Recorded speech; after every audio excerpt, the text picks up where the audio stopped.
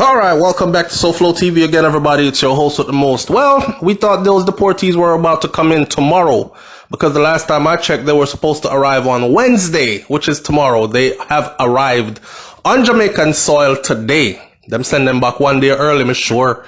Trump them couldn't wait to kick them out. Go on your yard. Like that. And let's not forget, the planes arrive every month to every other month with the same amount coming from the United States of America. Let that sink in. All right, check this out, man. I am so concerned about those Jamaicans that are on the cruise ship that are still stuck. They're still stuck, but check my video out on that and the update while we talk about this. So shout out to the Loop for this one. All right, so 46 deportees arrived in Jamaica from the United States on Tuesday amid concerns over their health status as the Caribbean nation battles this whole COVID something that everybody is so enthralled and up in arms about. So in other words, then long story short, the people them concerned because enough people I say, no, a sabotage, them a try sabotage, you know. Trust me, I send back some sick people. And I myself have been doing some reading and some digging, and I saw where I believe it was Honduras that said that a lot of theirs came back, or was it Guatemala? One of those places. Go see that video as well. Their people came back from the US after they were deported, and 70% of them were actually carrying that stuff, even though they were told that all were tested, all were negative, and you're getting back some healthy people. So watch out, Jamaica. That them did I say. All right. I'm not saying I know anything for sure. I'm just passing out information that is out there.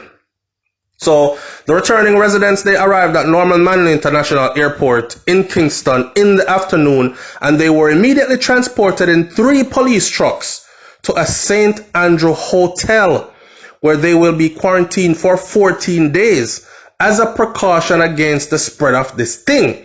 Now, of course, there are more people that are saying, I don't know about that 14 days something there, because what if they start to show up on the 15th, 16th, 17th, or 18th day? I think they needed to be quarantined for a bit longer. How about 21 days? Some people are saying even how about a month?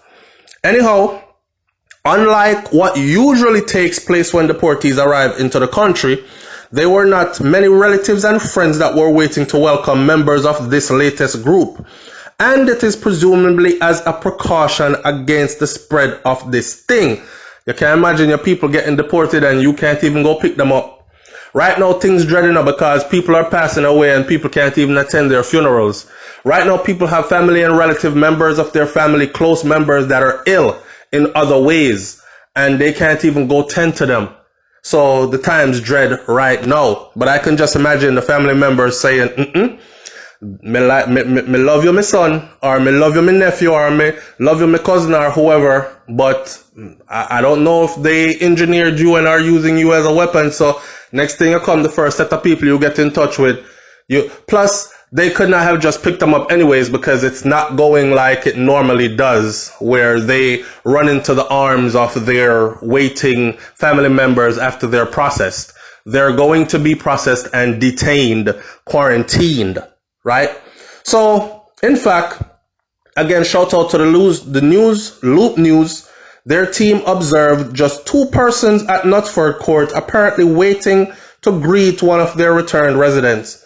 The male and the female shouted the name of the deportee, who answered and made his way to the mesh of the truck to view them. The deportation of the Jamaicans from the country with the most cases, infections in the world, triggered health. Listen to that This deportation from these Jamaicans who are coming from the country in the world that has the most cases of this thing triggered health concerns among locals, with the government being criticized for allowing them to return home while the country's borders are closed due to this pandemic something. Concerns about the deportation were also raised when the Guatemalan government disclosed, so it was Guatemala, and I did do a story on that, disclosed that many of their persons, and they said over 70% of those who returned, were sent back to the country had been tested positive. Over 70% of their returning residents who were sent back were tested positive. However, both the Jamaican government and the United States Embassy in Kingston have sought to assure that the deportees will not pose a health threat because they're going to do everything in their powers. As soon as I read that, I remember that video that Buju Banton made where he said, "Don't trust none of them." You remember that video? So the Ministry of National Security has indicated that it has put measures in place to facilitate the safe return and accommodation of the deportees. Of course they didn't have a choice. It is said that while under quarantine, the deportees will be screened twice daily by medical officers that are assigned by the Ministry of Health. And at the end of the quarantine period, the deportees who are cleared by health officials will be released to their family members. A number of privately owned hotels have allowed the government to use their property as quarantine facilities and hospitals amid the national fight against this thing where go round. Prime Minister Andrew Holness announced Monday at a press conference that the closure of the borders will continue until May 31st. However, he said that there will be controlled re-entry of Jamaican nationals during that period. Now, here's my thing. Again, they made all these accommodations to accommodate these deportees. Somebody said, "Welcome home." I bet they're wishing they stayed on the straight and narrow in the US. No. I bet. Dave Brown says, "My main concern is where do these persons go after their quarantine end? This no fear to we star. From the mere fact that only one had a waiting party, it's highly likely that these individuals don't have close family members or friends to put them up.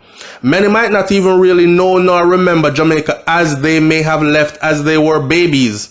I see homelessness and crime in the future if we are not careful about helping them to integrate into society." And those are one of the things that we have talked about on SouFLoTV, where we said we think it's very wrong for the Jamaican government to take them back, and we think it's wrong for the host nation to send them back if they have lived in the other country longer than they have lived in Jamaica. For instance, if you left Jamaica at 5 years old and they're trying to deport you at 25 and you have never been back to Jamaica since you were 5, there's no damn reason for you to be coming back to Jamaica. You are Americanized or you are British. You have assimilated into their culture. You understand? Now, if you're a big grown person who left in your 20s and 30s and go over to these people's place and get yourself in trouble, then by all means, fling them out and send them back. So this is what this person is voicing. 46 of them, and all this preparation was made, and still those people on the ship, those ship workers, sit waiting. Leave your comments in the comment section below. Tell me what you think. And I want you to tell me everything that you think, because I'm thinking all kinds of stuff right now, but me just not gonna say it. I'm gonna let you, the audience, say it, and I will back and forth with you in the comment section below. It's SouFLoTV. I'm out. Peace.